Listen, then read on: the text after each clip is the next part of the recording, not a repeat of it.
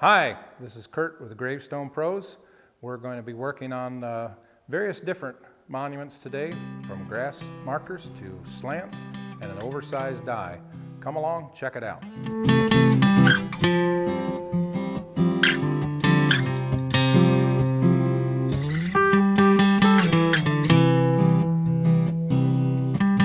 Good morning. It is still morning, mid-morning.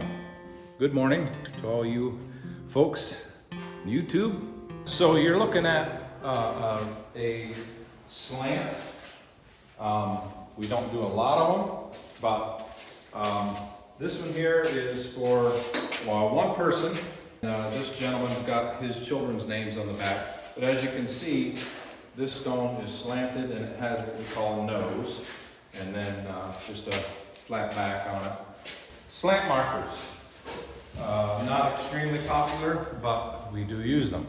Just going to switch here to a 2 foot, 6 inch thick, 1 foot, 8 inch high, 2-person marker, all polished black. And that is our second most popular. 3 foot stone, which is the most popular. 3 foot, 6 inches thick, and 1 foot, 8 inches high, most popular. So this one is massive. Yeah, it's on the verge of huge. So the width is our normal width, 36 and a half. But here's where things change. So this one is the height, 30 inches, of the length of this black one over here on the other side. So it's as tall as that one is wide. And the thickness on this is 8 inches as opposed to 6 inches. It's a big stone. It's got a lot going on. It's got a family name, 2 first names, a married panel, and shamrock, and an old truck, or tractor. An old steel wheel tractor. I'm hoping before the day's over that we'll have this one done, but we'll see how everything goes. Not everything always goes according to plan.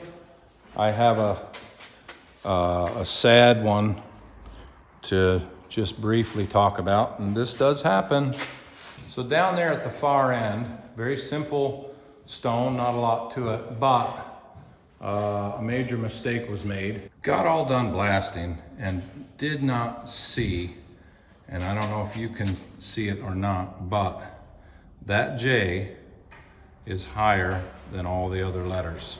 And we've had it happen a few different times.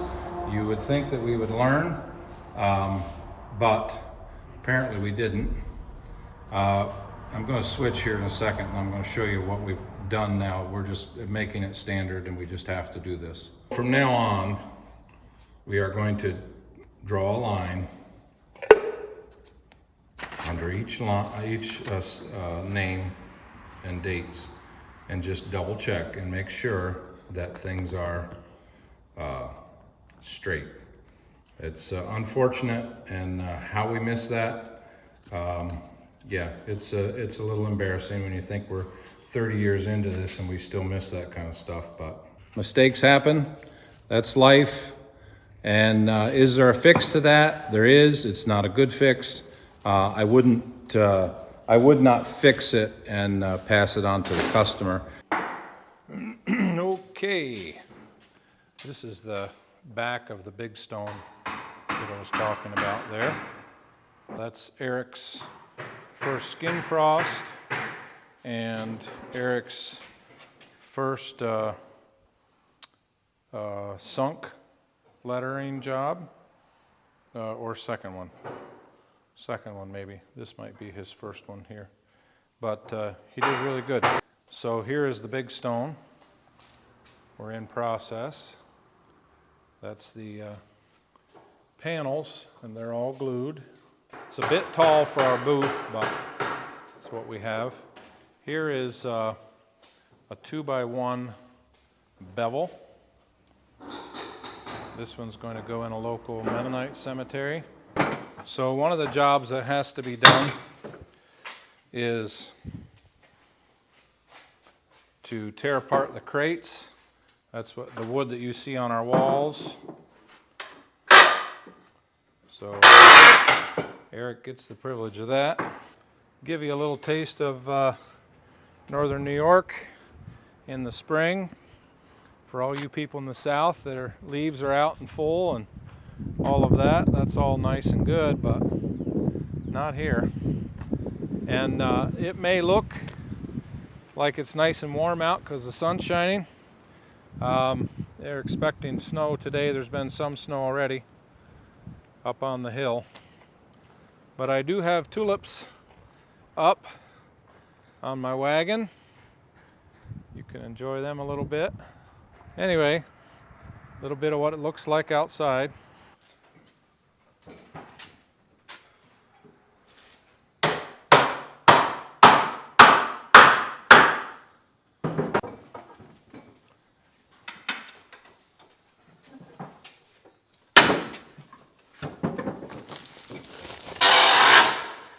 Boy, he's noisy. It is 1:45. My goal would be to have that stone all done this afternoon. We got to put the stencils back in. Typically, of course, you see us laying the stones down to work on. With a stone, I mean, you're looking at almost 5 feet. I don't love to lay it down any more than I have to, just because every time is a risk. It's definitely it's a stress on our system, our lift system.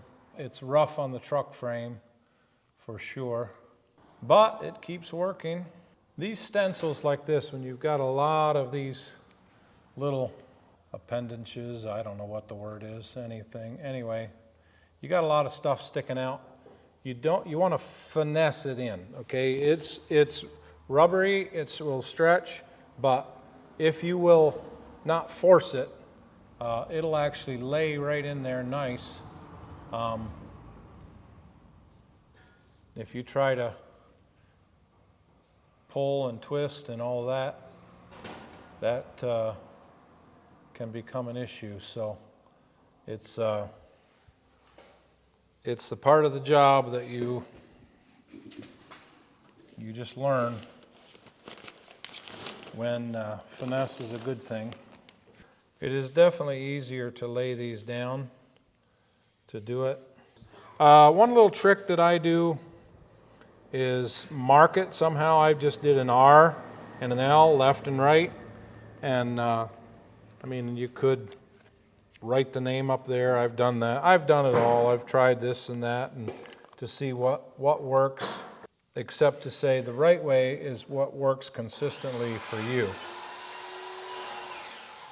And if you've got something that's working and you're not making mistakes, hallelujah. My personality, I like variety, and so I get myself in trouble when I start doing things different ways, different times.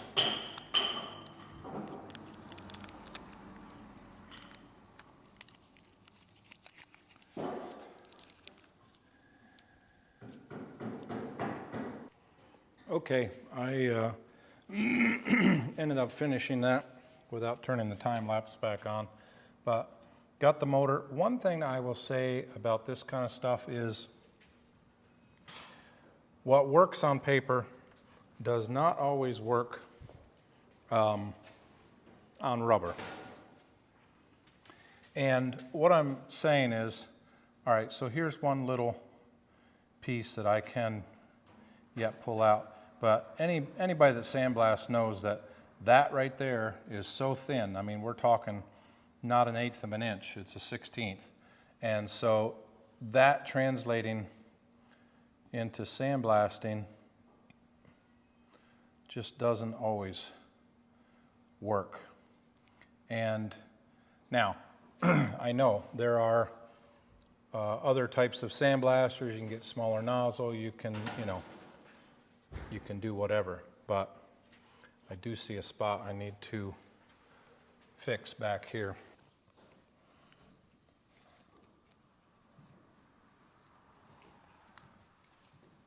if you can see that, I had to create one of the, whatever I decided to call them, appendages. They're the tread on the tractor. And all I did was just hold it over top of and rub with the back of my knife, which is aluminum. Aluminum on the rubber will draw. When I'm going back in with something like that, I want to get some glue in there.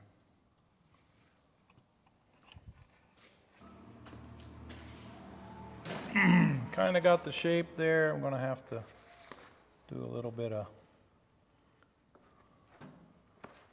trimming on this side. Okay, we hammer that down thoroughly, and then we go back to the wonderful process of sandblasting. I think I'll let Eric work on some of this, or I'll see what Christian wants to do. All right, so here's Eric working on, did you sandblast that one, Eric?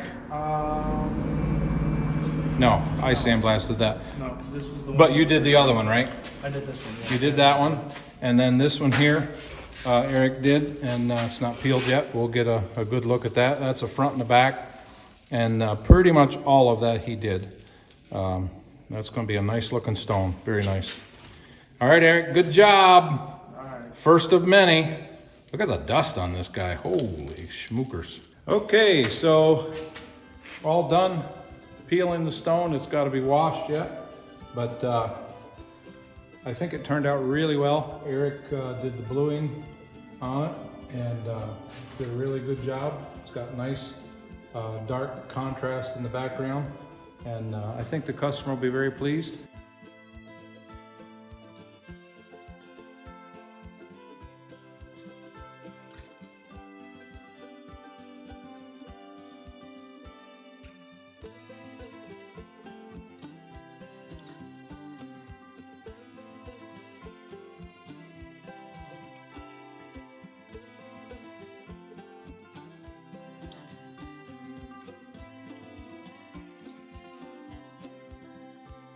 All right, so this big die that we worked on today, we had to do a little bit different.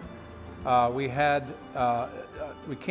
reach up with our arm inside the booth, so we actually built a platform out of a couple of pallets and stood up on that. That was the first trying that. We don't get very many big ones, but that worked well, and was able to reach the top, no problem. Thanks for being with us today, and hope you learned some things. Hit like, dislike, and keep watching. Love having you.